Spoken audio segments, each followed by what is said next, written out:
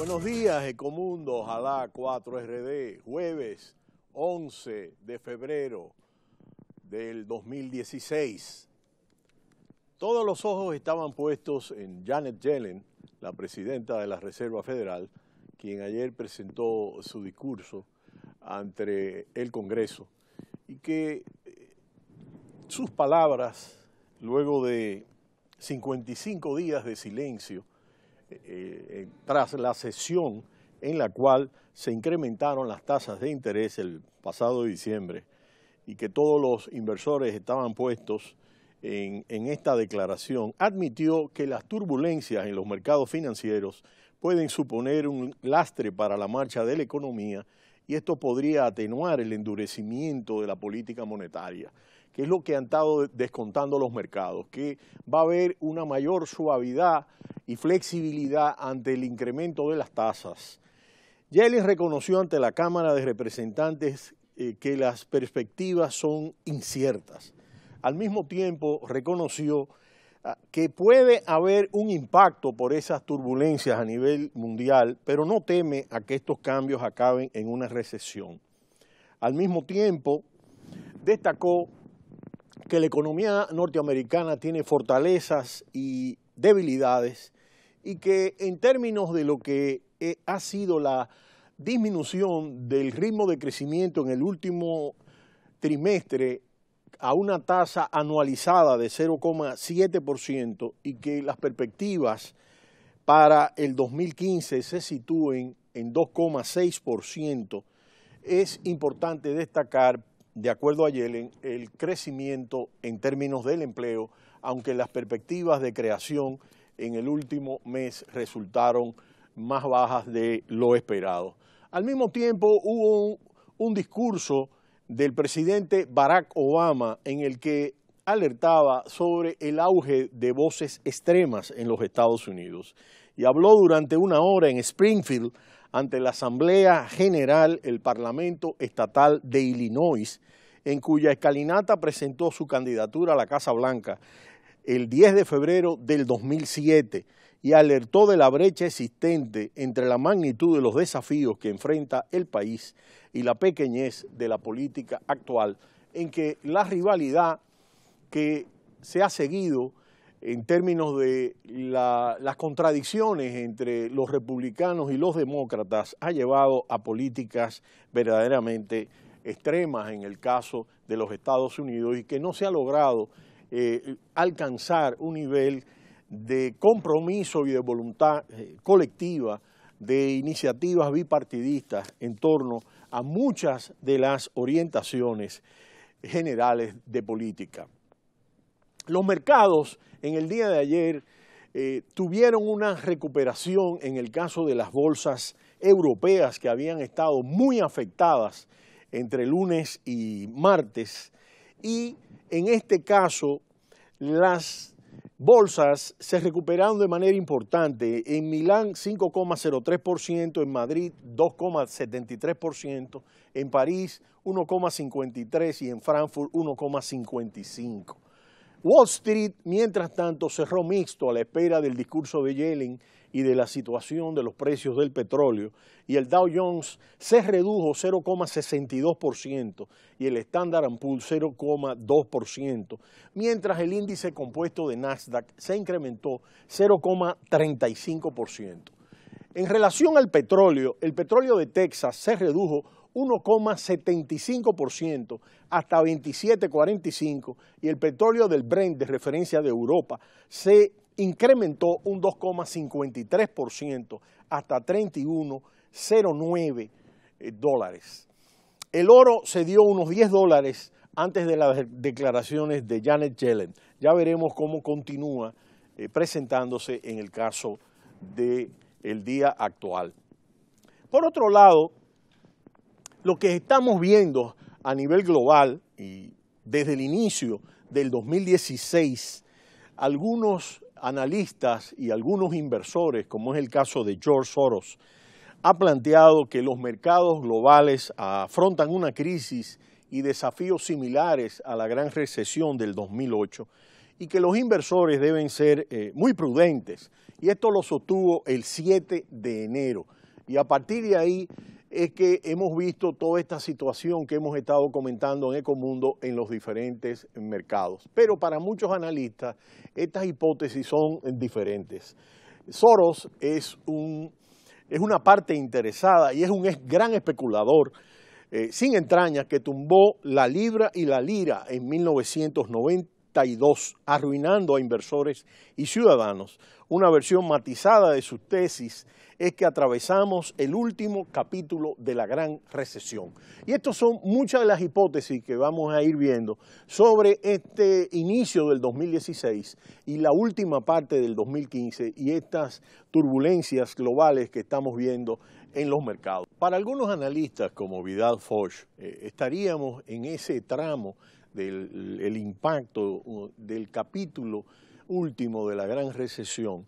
Estaríamos dirigiendo sus excesos, el alto endeudamiento mundial, la soledad de la política monetaria expansiva orquestada para revitalizar a las economías globales, sobre todo a las economías desarrolladas con estas políticas expansivas y las burbujas resultantes. En suma, estaríamos viendo hacia el futuro un ajuste quizás muy duro, pero heredero reciente de esa gran recesión.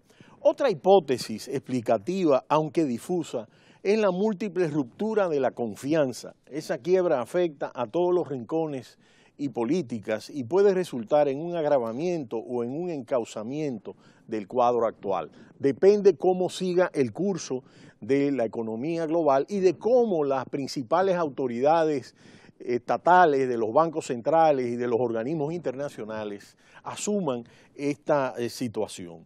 Todo dependerá de si estas autoridades coordinan o no y si añaden a la política fiscal, a la política monetaria, que fue lo que explicamos ayer y que ha sido uno de los planteos de economistas muy prestigiosos como Joseph Stiglitz, donde plantea que ya en términos de la política monetaria ha habido un espacio, un hueco muy importante y que no ha existido ese nivel de respuesta porque en gran medida se han agotado muchos de estos espacios y que habría que buscar esa combinación entre política fiscal y política monetaria y de si se evitan que las actuales devaluaciones monetarias deriven en una guerra de divisas basadas en empobrecer al vecino para recuperarse cada economía en particular. Y es uno de los peligros que se asoman y que hemos comentado en Ecomundo y que hace un mes el